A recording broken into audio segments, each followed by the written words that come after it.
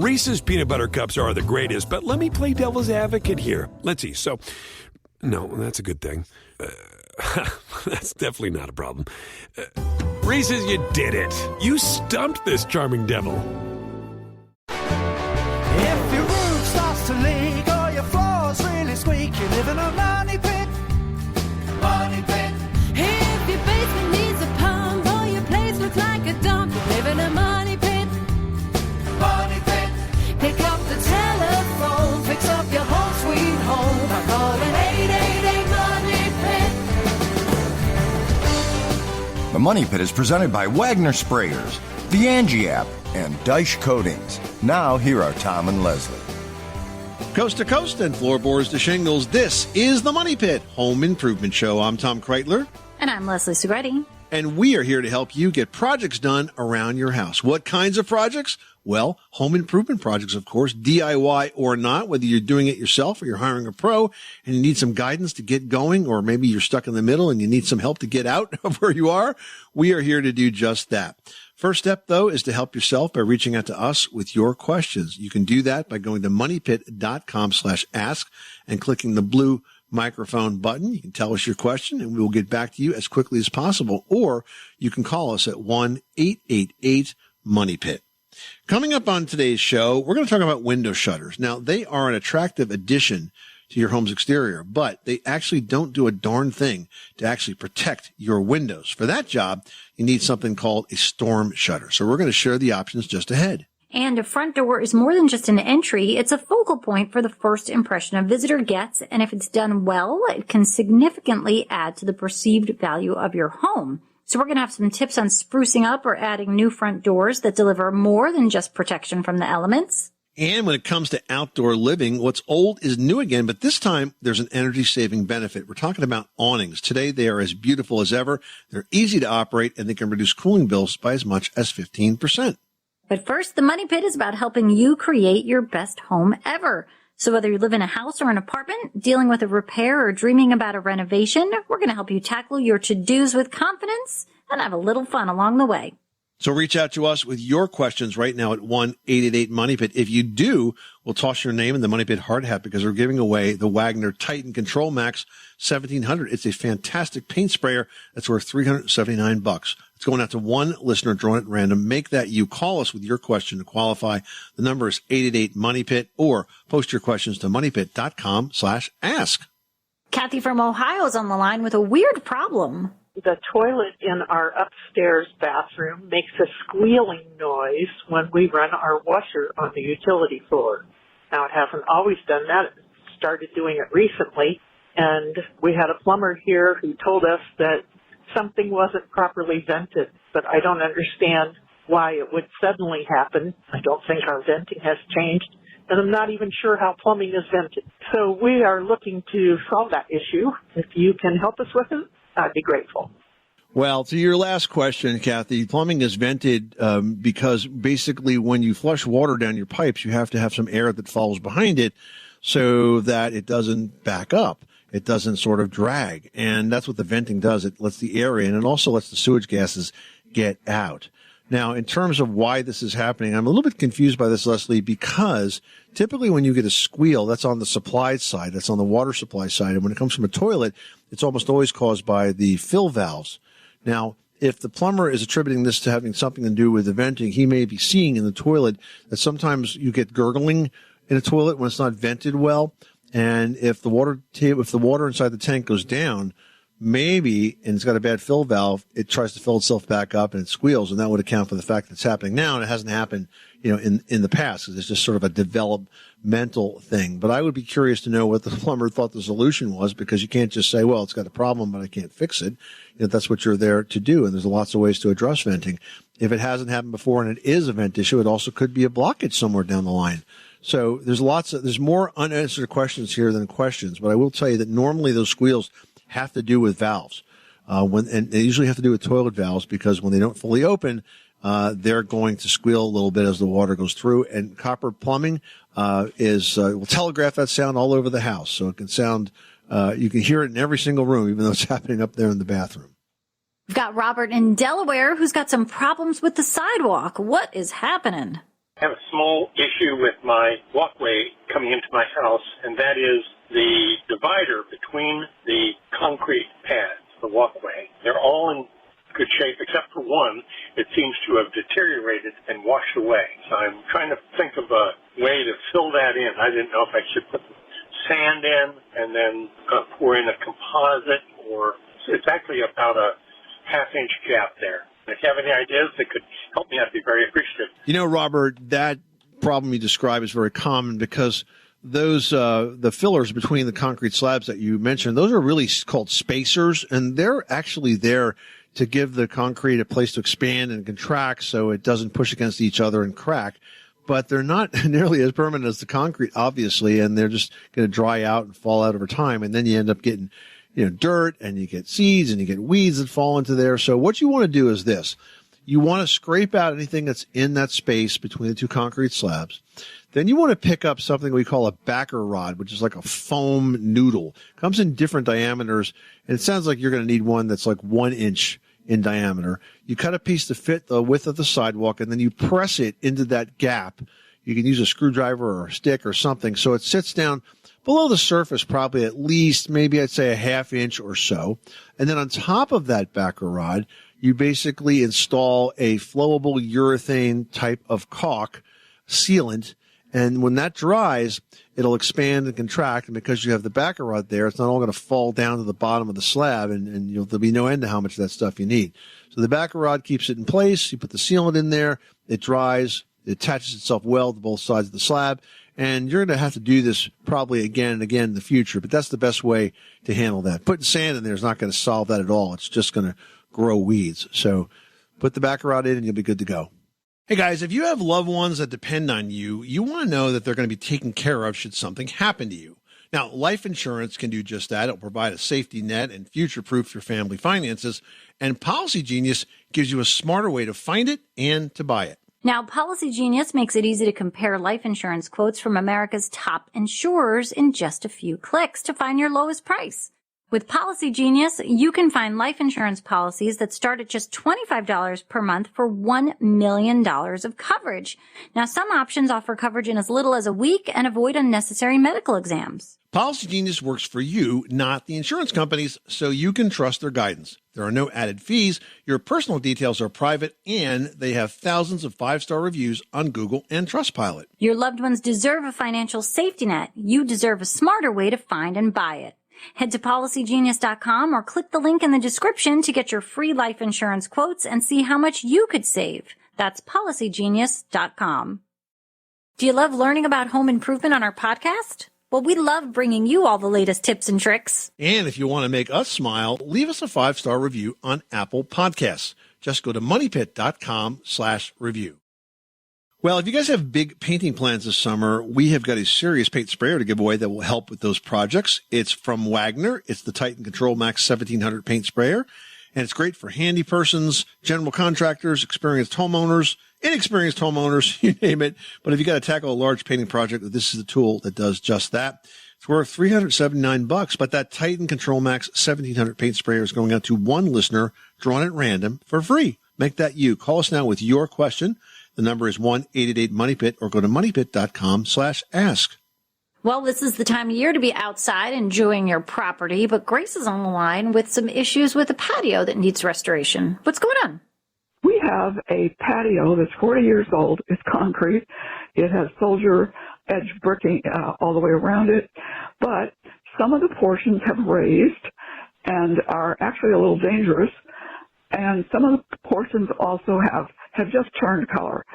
In short, it's an ugly patio. What are our options and whom do we call? Well, Grace, I think the good news is that the fact that you've got a patio with a soldier's edge around it is nice. Now, for those that are wondering what that is, that's when you take brick and you stack it vertically and use it as a border for, in this case, the patio. And apparently they're broken off and they're falling apart and they're somewhat dangerous. But the fact that it's there is kind of cool. I would investigate the possibility of actually doing a restoration job on that where you basically remove all the loose brick and re-mortar it in place. You may need to have a mason do that. But in terms of the concrete that's left, Leslie, there's so many nice finishes to that today. You have the terrazzo coatings, for example, that are absolutely beautiful and other options. I think that between restoring the soldier course and then refinishing that patio surface, I think that could look pretty nice. I mean, I think it could look really nice. And especially if there's something, special about that brick, if it's, antiqued or dated back to a certain, time period when the home was built, like that's really special and deserves being preserved. It's interesting, you hardly ever hear that term soldiering or soldiered. And I think that applies to pretty much any sort of tile. It's like a pattern. So brick, tile, and it's when everything stands on edge stand tall like a soldier. And then if you were to say do a soldier pattern on a tile wall, they're all stacked, vertically and horizontally so that everything's in line. Like there's nothing that's offset. Yeah, you don't overlap the joints. Yeah. So, I mean, it's really a lovely pattern, and the fact that it's with this brick is really special. And I think for the top, you're right. Dice Coatings has so many different applications that you can use to give a nice, solid, durable surface. It can have, a texture, a pattern. It can look like marble. It can look like terrazzo. It can look like so much. So that's definitely an option. And I think with, a little bit of work here, you can really have something super special. Absolutely. All right, now I've got James in Massachusetts on the line who's having an issue with an unruly couch. What's going on, James? About 20 years ago, I bought a beautiful wooden couch, stained a nice dark walnut color.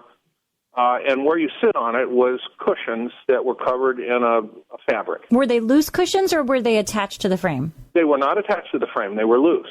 The frame is quite beautiful. You walk all the way around the couch. It's probably best seen from behind, where you can see the structure of the wood. It's a very nice couch. But after about 16 years, the cushion fabric wore out, so I had this brilliant idea that I was going to cover the cushions in a faux leather. And now 4 years on, I find that the cushions stick to the wood. Somehow the faux leather, naugahyde, whatever it might be, is leaching the stain right out of the wood. It's the rest of the wood, where the cushions don't touch it, is still as beautiful as it ever was. But where the cushions touch it, now it is all tacky. It does not transfer onto the cushions themselves. I can touch the cushions and they do not feel sticky. Is there a solution besides taking this thing down to bare wood? It's possible, and that's probably because of the same reason you'd see it in the kitchen, which is moisture. Not saying that the cushions are wet, but because the cushions have, a texture to them that is also smooth, if that makes sense. You know how leather or even, artificial leather, when you sit on it, it gets warmed up and then you kind of stick to it. I feel like you're probably getting the same thing just in the area where you're getting the contact from the finish to the actual fabric itself. Now, what you could do, if you are committing to a specific side of the cushion that will always be the top, you could sew something almost like a canvas or a moleskin or something on the bottom that gives it, more movement, but is also more of a breathable fabric. The only issue is it might come sliding off, but it won't stick. Oh, that's an excellent idea. So half the cushion would be fabric and the part that's touching the wood. Right. The bottom side would be a fabric that's more of like a backer or a base, like a canvas or a duck cloth. Now, these are not only the bottom cushion, but also the back that touches wood as well. So fabric all the way where it touches the wood. Is there anything that can salvage the finish of the wood without just taking it down to bare wood? Do you find that when you have the cushions off for some time that it sort of re-solidifies or re-cures, or no? No, it doesn't. It remains tacky. Although I have to admit, I've not tested that out for a great length of time. Like a month or something. It might be worth it just to use, not to take it all the way down to bare wood, but to get something like a liquid sander. It comes in a bottle. You'll find it in, any home center in that paint and stain aisle. And then just put that on. You sort of brush it on or wipe it on in the area and just let it have a little bit of tack to it, and maybe just then hand sand it a little bit with a sanding sponge, and then just apply your stain or your finish to that exact spot, or do that whole railing. It sounds to me like you have a slatted back and a slatted seat perhaps. So I would just do the boards that have the issues to it, not the rest of the frame. Sounds like an excellent idea. So liquid sander and fabric on the back of the cushion. It's worth a shot. Thank you very much. I appreciate your help. Well, window shutters look great and they add curb appeal, but most of us have shutters that are purely aesthetic. Now, real shutters are functional and they really do help safeguard your windows in a storm, And they're also going to help keep out harsh sun in the summer. Yeah, but you have to remember that the shutters we see today are modeled, very loosely, I might add, on the original wooden shutters that had a more practical than decorative purpose. In the old days, they actually attached on the inside of the window trim and they hinged closed to protect the glass from flying debris or to provide some shade. When they're open, the shutters are held in place by a pivoting metal hook, which, by the way, is actually called a shutter dog. I mean, truly, I think the only commonality between today's shutters and previous time shutters are the name. That's right. I always look at the shutters we have and I'm like, if these were to actually close, would they even cover my window? Nope. But what if you want real shutters, Tom? I mean, do you have to get them custom made? Are they still even available? Yeah, I mean, they can be custom made, but even stores like Home Depot sell them online along with all the hardware you need, but they are not inexpensive. I've seen them anywhere from a couple of hundred up to almost $1,000 a pair. Now, if you can't do the whole house at once, you can obviously just start with the front for appearance, or you can do the south and east sides, whichever get the most sun. Yeah, and if you do go with real wood shutters, one more thing that you need to think about is painting. And you have to remember that you need to protect shutters against moisture infiltration. And with a shutter, there's actually 6 sides that need to be painted. And you're like, no, front and back. That's 2. Actually, it's front and back and all of the edges, top, bottom, sides. You gotta paint all of them. You've got to really seal them and protect them. Now, if you're living in an area that's at risk for hurricanes or tropical storms, there is another type of shutter that you can install, and it's called a hurricane shutter. And these also help you reduce insurance premiums and the costs that can be associated with hurricane damage. Yeah, that's right. These hurricane shutters or storm shutters, as they're sometimes called, are not the wooden louvered panels. They're motorized. They're made of metal. They're mounted at the top of a window. And if a storm is coming, or even if you want extra security, you hit a button and they lower automatically down. They do a really good job of keeping any flying debris from breaking through your windows. Lots of shutter options out there. If you want those to be decorative, you can find them. If you want them to actually close, you can find those. And if you want them to protect you in a storm, well, you got that option as well. Crocs Classic clogs and sandals are so comfy, all you'll have to worry about is how you're going to personalize them. Choose your favorite classic clog, sandal, or slide. Then load them up with your favorite Jibbitz charms to create a truly one-in-a-million pair. Experience all-day comfort you can make totally your own at crocs.com. That's CROCS.com. What's up? It's Kaylee Cuoco. When it comes to travel, we all have a happy place. I just went to my happy place. I just went to Maui, and it was truly amazing. Priceline has always been about getting you to your happy place for a happy price with deals you really can't find anywhere else. Like up to 60% off select hotels in Costa Rica or 5-star hotels for 2-star prices in Cabo. Go to your happy place for a happy price. Go to your happy price, Priceline. All right, now we're going to talk to Cindy, who's got a question about a mysterious toilet ring. What's going on? We've got a strange thing that I clean the bathrooms and clean the toilets, and within about 3 days of cleaning the toilets, both toilets in the house come up with a residue around the water ring, and it looks like dirt. I've never had dirt come up to a water ring in my toilets before. I'm wondering if you might have an idea of what the source is of this. Now, Cindy, I've never heard of dirt. I mean, I've heard of getting a ring because the water is sitting there. Perhaps it's not a toilet that's used very often. But if you do have a toilet that just needs constant cleaning, and I sort of went this route because I have boy children who are gross in the bathroom, I got a Vormax Plus. This is American Standard. Vormax Plus toilet, and it sort of has a built-in cartridge that you put in, and it's got like a Lysol-based cleaner. So it freshens the toilet, but also sends out this kind of oxygenated foam every time you flush, and it kind of scrubs the toilet on its own. That gives you a leg up on cleaning everything. And that may do the trick. I mean, otherwise, Tom, could it be something that's decaying in the tank? Maybe something with like the ball valve or something? I mean, I guess it's possible, but I think the Vormax is a good idea. That's kind of a self-cleaning toilet, and I think in this case that'll make it go away. I don't know if you've ever used another type of commercial bowl cleaner, but you could try that as well if you don't want to change the toilet out. But I like the fact that with Vormax, you basically it's dumped into the bowl every time you flush. Of course, the downside of that is you have to keep, ordering them and replacing them. But I think that's a great option. I mean, I do get the packs of the insert cartridges, like a 6-pack online. So it's like I've always got them sticking around. Heading out to Rhode Island, we've got Stuart on the line. What's going on in your money pit? I've got about a 2,000 square foot home. And when I built the house, I put a hot water heater in the basement, just one hot water heater for the whole house. It's more to one side of the house than the other, so obviously I'm getting hot water pretty quickly on one end.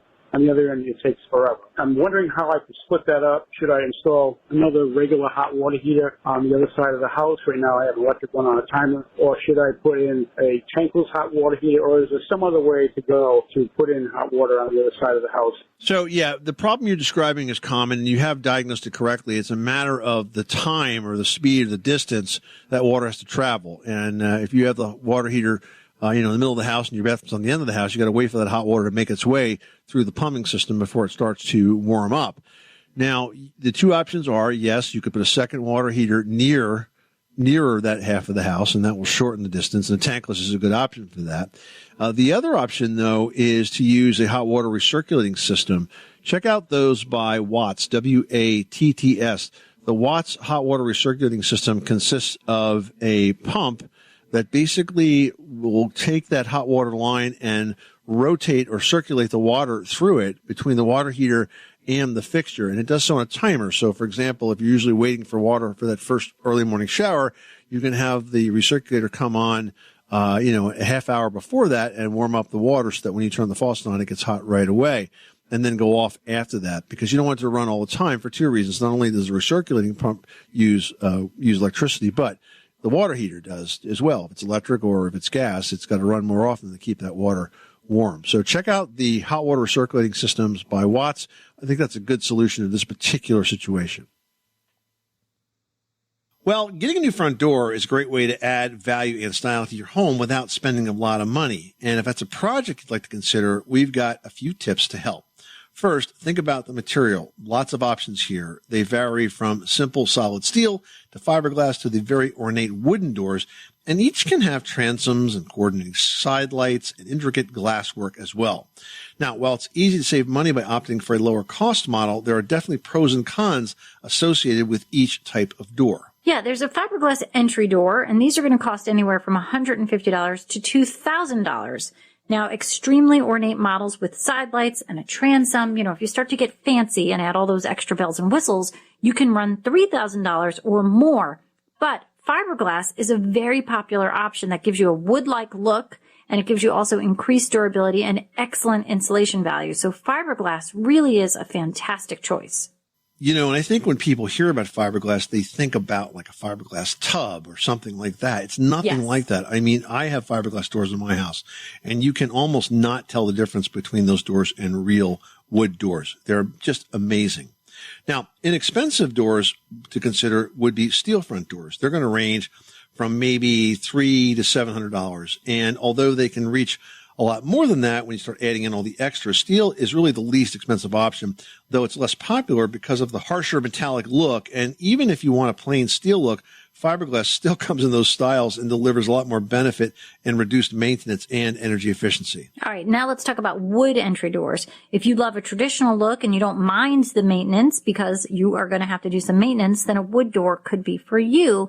Engineered wood doors are going to cost around $200 to $500, while solid wood is the most expensive option at $500 to $5,000 or more. I mean, wood is the most traditional and customizable option, but it is one that requires active maintenance to prevent warping and rot. And forget it, if your front door is in full sun all day, you're going to have to do this work a lot more often. But think about the fact that doors are really the first thing that people see when they look at your house, and they can really make a good impression. And there's actually been studies that have shown that if you just improve the front door, if you just replace your front door, it itself can add as much as $25,000 to the perceived value of your home. Unfortunately, they cost a lot less than that to put in. Heading out to New Hampshire, we've got Debbie on the line who's looking for some help in learning about a product called Roof Max for her roof. What's going on? I'm trying to find out about a company called Roof Max, ROOFMAXX. They are saying they have a spray to help seal up your tiles, your roof, 5-year warranty, cheaper, of course, than putting on a new roof. 5 years would at least help me raise the money for a new roof. So I'd like to see if they are legit and how that works. Yeah, it definitely can save you money because the application on RoofMax is a lot less expensive than replacing your roof. But what that is basically it's a rejuvenation treatment. They apply it to the roof and It's like a mask. Well, it's an oil, right, that soaks in.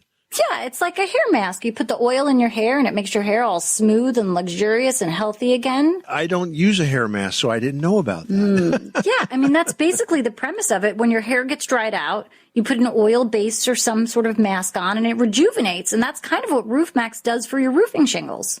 Yeah, these guys have been at it a long time. They came from the roofing industry. They knew that there were millions and millions of tons of asphalt shingles being dropped in the landfills, and that if the shingle itself could be rejuvenated, if it could be sort of moistened in a way, that they could get some additional years out of it. So they developed a product that does just that. Now, full disclosure, RoofMax is a sponsor of the show, and that is frankly the reason we know so much about it, because we've looked at the company, we've looked at the research, and they've got a good reputation. Now, it doesn't work for all roofs. You have to have the RoofMax dealer come to your home and look at it and see if it's within the range where RoofMax treatment will work. But when it does work, and if it is qualified, you know, you can get at least 5 years out of this. And in your case, as you said, they'll give you some more time to save up for roof replacing. Because Leslie, I don't think that that's anything that people do. They kind of wait for the the big event. Oh, for sure. And they all of a sudden got to find the money. Well, I also don't think people realize that this roof rejuvenation from RoofMax was even an option. You know, so it's so great to learn that there is something that you can do. If the shingles are in the right state, they can be rejuvenated and you can extend the life of that roof, which is fantastic and a huge cash saver. So we're fans. Good luck with the project and let us know how you make out. Between the kids being home and hosting, everything in our house gets used up in summer. With Instacart, I can save money by stocking up on all my favorite summer brands. I save time by getting everything delivered in as fast as an hour. And I save myself a sink full of dirty dishes by stocking up on paper plates for the annual summer cookout. Save more on summer essentials? Spend more time enjoying summer. Add summer to cart. Download the app to get free delivery on your first 3 orders. Offer valid for a limited time. Minimum $10 per order. Additional terms apply. This episode is brought to you by Undeniably Dairy. Dairy farmers are more than farmers. They're climate caretakers. They see water as a precious resource. Most farmers recycle water up to 4 times, from chilling the milk to irrigating their crops. And some even use technology to turn manure into renewable energy. To learn more about what dairy farmers are doing to make their farms more sustainable, visit usdairy.com. Well, awnings have always been a functional addition to your home's exterior, but today they're gaining popularity as an improvement that can deliver not only energy savings, but also increased home values. And if you're thinking that awnings are those dreary and dated structures made of aluminum canvas and rusty bolts, well, it turns out that is not totally true anymore. All right, let's start with the numbers. Awnings extending from windows, doors, and patios can cut a household's summer energy bills by as much as 15%. And because home cooling costs are so much higher than the cost of energy-efficient lighting, those savings are not undone by the need to turn on an additional light or two to make up for any perceived loss of natural light. And you know what? Today, even more, fabric awnings can be beautiful. And they're high tech. I mean, the options that are available. You can get computerized awning systems that feature light sensors and devices that measure wind speed that will allow your awnings to extend and retract according to the current weather conditions that you're experiencing. And awnings can also increase your living space. I mean, you can turn an outdoor area into a protected living space and add value to your home and resale appeal. I mean, they really are so lovely and so functional. Yeah, so if you're considering this investment for your home, you want to ask yourself a few questions up front. First, what's the goal? Is it aesthetic or functional? If energy savings is what you're after, consider a lighter color for your awning so that it optimally blocks and reflects sunlight. And is the awning going to be stationary or retractable? Now, retractable awnings can be extended or retracted either manually or with a motor. When deciding between the two, though, consider the chance that sometimes you're going to want the option of more sunlight or don't want the hassle of taking awnings in and out depending on the weather or the season. Bottom line, though, what's the best material for your home? Well, you really got 2 choices. Cotton canvas, which has that classic look, but generally doesn't hold up well or retain shape, as well as synthetic products, or you can go with an acrylic-coated polyester, which is stretch-resistant and totally waterproof. So lots of options to think about, but awnings definitely are a nice way to spruce up the outside of your home and enjoy the summer weather all that much more. Chatting with Ed, who's got an old house foundation issue. What's going on, Ed? Well, I've got it's an 1880s home. It's a colonial, or not colonial, I'm sorry, it's a Victorian. It's a Victorian. I have a foundation that's brick. It was put in brick, and I thought I just needed to tuck point it. But as I started looking at it, I realized that some of the bricks are actually starting to bow out, and I probably need to fix it. But when I looked into it and started looking into it, the bottom part of the foundation is only a single layer of bricks thick, like from the base, from the bottom of the cellar up about 4 feet, and then they basically made a normal brick wall, two bricks thick, with an interlocking brick and everything. But the bottom part is only single brick.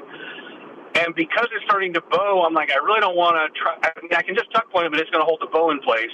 I'm not sure how I go about fixing that. Do you think it's possible that this was a Yankee basement? In other words, it used to be the double thickness of brick was maybe the original home, and then they dug out the basement and put the additional layer in when they built that part of the foundation? I really don't think so. So I think a couple of issues here. First of all, just in terms of repointing the loose mortar, that's going to probably be necessary no matter what you do. And the most common mix for mortar is 4-to-1, which is basically 4 parts sand to 1 part cement.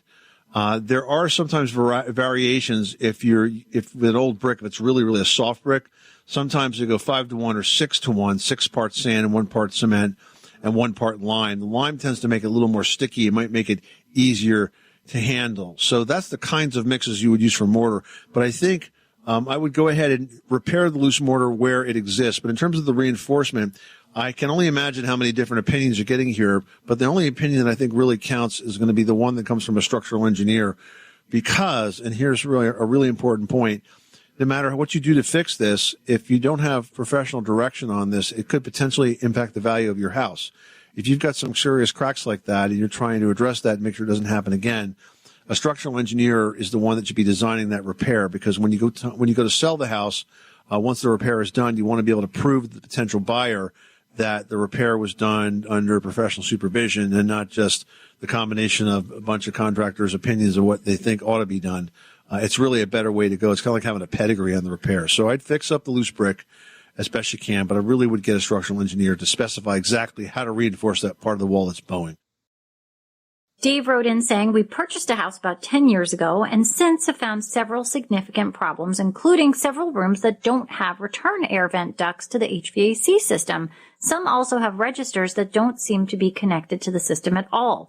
I've heard there's a way to run small hoses through the walls to correct this problem. Is that a solution?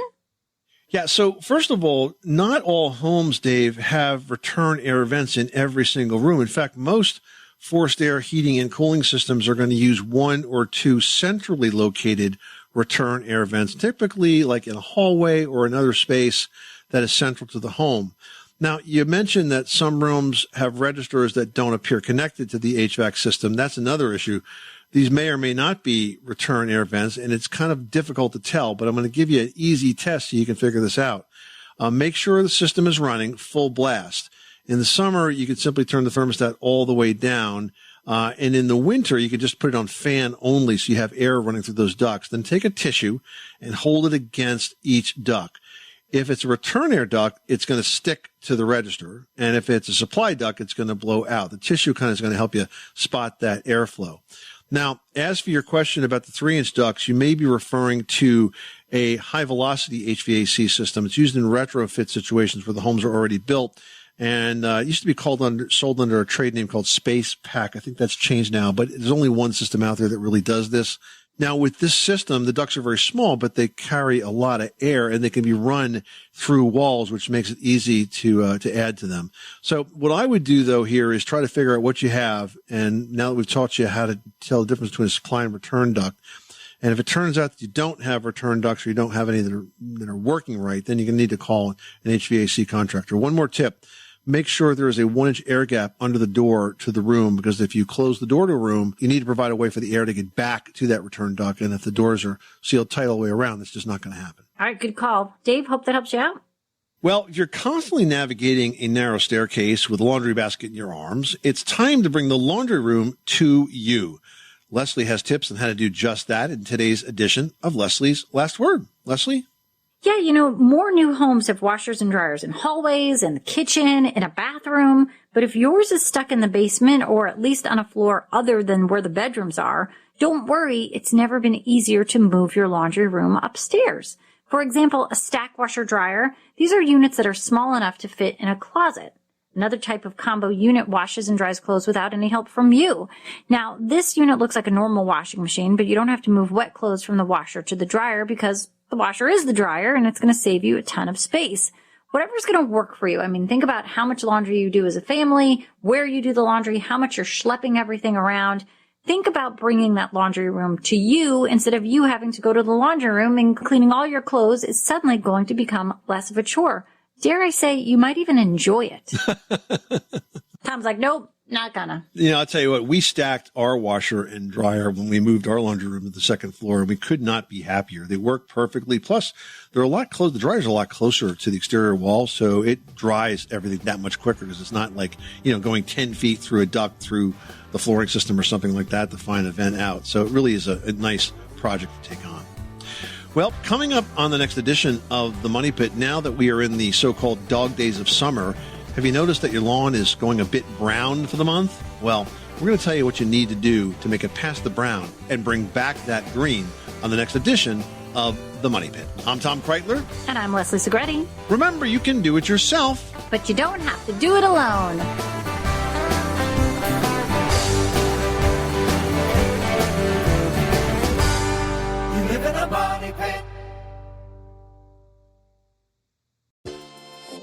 To those who visit Mickey D's for their favorite breakfast item and then go somewhere else for coffee, give this Mickey D's brew a second chance. The glow up was real. Try any size iced coffee brewed with 100% Arabica beans for just 99 cents until 11 a.m. And pair it with a savory sausage McMuffin with egg for $2.79. Prices and participation may vary. Cannot be combined with any other offer. Ba-da-ba-ba-ba.